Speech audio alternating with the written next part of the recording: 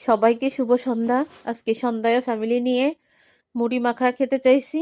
এই জন্য আসলে পরপর মুড়ি মাখাই খাওয়া হয় বেশি, কারণ চটপটি ফুচকা এগুলাতে মানে পোষানো যায় না, অনেক মানুষ তো পোষানো যায় না। এই জন্য হচ্ছে সবসময় মুড়ি মাখার আয়োজনটা একটু পরিমাণে বেশিই থাকে, অন্য অন্য আইটেমের থেকে বেশিই থাকে।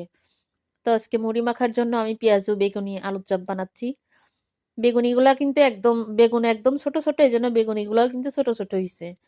তা আসলে অনেকে হয়তো মনে করবে যে আমি অল্প তেল দিয়ে ভাজি করি। আমি অল্প তেল দিয়ে ভাজি করি ঠিক আছে, কিন্তু আমার ভাজিটা কিন্তু পরিপূর্ণ হয়। বেশি তেলে ভাজলে যে বেশি ভালো হয় তা কিন্তু না। ভাজিটা সে দেখেন, বেগুনিটা ফুলে ফুলে কিন্তু একদম বল বল সাইজের হয়েছে। ভাজতে জানলে অল্প তেলেও কিন্তু সুন্দর মতো ভাজা যায়। দেখেন কত সুন্দর হয়েছে বেগুনিগুলা, একদম ফুলে ফুলে গেছে। আসলে এক হাতে ক্যামেরা ধরা আর এক হাতে বেগুনি, আমি এই জন্য ছিঁড়ে দেখাতে পারলাম না, তা